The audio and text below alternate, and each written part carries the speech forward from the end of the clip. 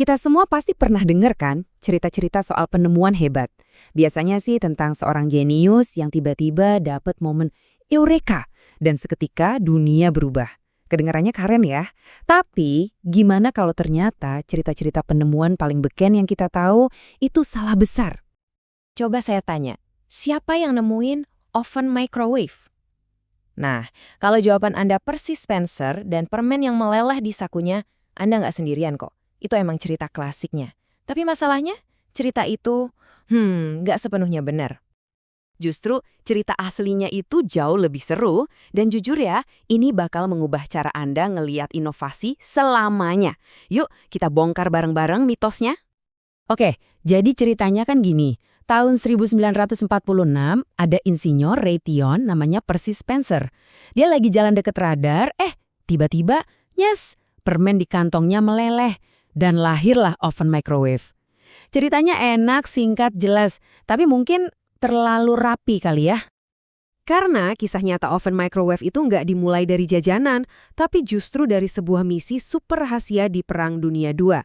Semua berawal dari kotak logam hitam misterius yang disebut-sebut sebagai kargo paling berharga yang pernah mendarat di pesisir kita. Isinya, sebuah benda bernama magnetron rongga. Coba deh lihat bedanya. Radar Inggris waktu itu cuma bisa lihat gumpalan pesawat. Kayaknya ada pesawat di sana. Tapi magnetron ini, gila, dia bisa ngelihat satu persatu pesawat. Tiba-tiba, radar bisa dipasang di kapal, bahkan di pesawat terbang. Ini benar-benar revolusi teknologi. Dan Raytheon, perusahaan tempat si Percy Spencer kerja, itu produksi benda ini kayak lagi bikin kacang goreng. Di puncaknya mereka bikin 2.500 unit setiap hari. Kebayang nggak apa yang terjadi pas perang selesai? Tiba-tiba, pabrik segede gaban itu nggak punya pembeli. Mereka butuh produk baru dan harus cepat. Nah, ini dia kuncinya. Efek panas dari magnetron itu sama sekali bukan kejutan.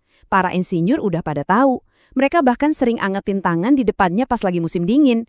Jadi, ini bukan soal momen eureka yang ajaib. Ini tuh fakta teknis yang udah ada di depan mata, tinggal nunggu ada yang manfaatin aja. Oke, jadi kalau bukan karena kejeniusan sesaat, gimana sih barang-barang canggih kayak gini dibuat? Jawabannya ada di sebuah proses yang sering kali nggak kelihatan, namanya metode rekayasa. Dan percaya deh, ini jauh lebih keren daripada mitos permen meleleh. Gampangnya gini, metode rekayasa itu seni memecahkan masalah pas kita nggak punya semua jawabannya. Jadi, kita nggak ngikutin resep yang kaku. Sebaliknya, kita pakai aturan praktis, semacam panduan dari pengalaman buat dapetin hasil terbaik di situasi yang serba nggak pasti. Dan aturan praktis ini kata kuncinya. Ini bukan rumus matematika yang jelimet. Ini tuh kayak kearifan yang didapat dari coba-coba, dari pengalaman. Inilah cara kita bisa ngebangun sesuatu yang berfungsi. Bahkan saat kita belum 100% ngerti kenapa itu bisa berfungsi. Coba deh bayangin, tukang batu di abad pertengahan itu bisa bangun katedral-katedral super megah tanpa kalkulus atau komputer. Gimana caranya? Ya pakai aturan praktis yang diwarisin turun-temurun. Aturan simpel kayak, tebalnya tembok harus sekian kali tingginya.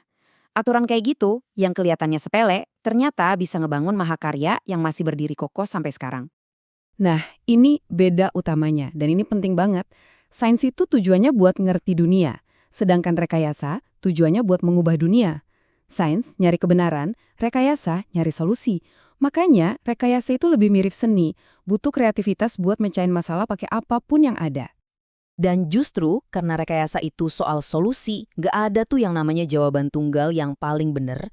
Semua tergantung sama konteksnya. Coba kita lihat contoh yang keren ini. Orang Mesir kuno sama suku Arawak di Amazon. Dua-duanya punya masalah yang sama, misahin cairan dari ampas. Orang Mesir yang punya banyak banget tenaga kerja dan jago nenun kain linen, mereka pakai karung yang diperas sama 5 orang. Sementara suku Arawak yang tenaga kerjanya sedikit tapi jago banget nganyam, mereka bikin TBT, sebuah tabung anyaman jenius yang efisien dan bisa dipakai satu orang aja. Jadi, mana yang lebih baik? Ya dua-duanya, masing-masing adalah solusi terbaik untuk kondisi budaya dan sumber daya mereka. Oke, sekarang kita udah punya bekal baru nih. Yuk kita balik lagi ke microwave. Kita bakal lihat kalau ceritanya itu bukan tentang satu ide brilian, tapi soal serangkaian tawar-menawar dan kompromi yang rumit. Jadi gini, Oven microwave itu lahir dari tarik-menarik banyak kepentingan. Raytheon butuh produk baru buat dijual, tapi pemerintah ngasih batasan frekuensi yang boleh dipakai, dan itu nentuin ukurannya. Ukurannya juga harus pas buat ditaruh di dapur orang. Dan yang paling penting, harganya harus terjangkau. Mereka bahkan sampai akhirnya pakai magnetron buatan Jepang yang lebih murah. Secara teknis bukan yang paling canggih, tapi yang paling pas buat harganya. Nah, itulah rekayasa di dunia nyata. Dan ini bagian paling gilanya. Produk yang kita kenal sekarang ini sebenarnya bukan tujuan awal mereka. Raytheon itu awalnya coba jual oven segede kulkas buat restoran. Dan gagal total. Oven microwave rumahan yang kita punya sekarang itu adalah hasil adaptasi, sebuah putar balik yang lahir dari kegagalan. Ini contoh klasik banget dari proses rekayasa. Oke, ceritanya seru. Tapi, terus kenapa? Kenapa kita harus peduli kalau proses penemuan itu ternyata berantakan dan bukan kayak di film-film? Nah, ini dia intinya. Saat kita sadar kalau teknologi itu diciptakan oleh manusia lewat serangkaian pilihan dan kompromi, kita juga harus sadar kalau teknologi itu membawa nilai, budaya, dan ya bias dari para penciptanya. Dan bias ini tuh ada di sekitar kita, seringkali nggak kita sadari. Contohnya nih, maneken buat uji tabrak mobil itu puluhan tahun dasarnya pakai tubuh pria rata-rata. Hasilnya, perempuan jadi lebih rentan cedera parah pas kecelakaan. Atau termostat di kantor, sering ngerasa kedinginan? Mungkin karena standarnya diatur buat metabolisme pria. Jadi, kalau tim yang ngerancang teknologinya nggak beragam, ya produk yang dihasilin juga nggak bakal adil buat semua orang. Inilah kenapa penting banget buat membongkar misteri teknologi. Saat kita paham kalau teknologi itu dibuat manusia dan bisa diubah, bukan sesuatu yang mutlak, kita jadi punya kekuatan. Kita bisa nuntut teknologi yang lebih baik, yang lebih adil. Kita nggak lagi jadi pengguna pasif, tapi bisa ikut ngebentuk masa depan kita sendiri. Dan ini ninggalin kita dengan satu pertanyaan penting buat direnungkan. Kalau inovasi itu adalah sebuah proses kolaboratif buat menyeimbangkan berbagai kendala, bukan momen eureka satu orang, lantas siapa penemu sejati di masa depan kita? Pertanyaannya sekarang adalah gimana caranya kita mastiin suara semua orang didengar dalam proses itu?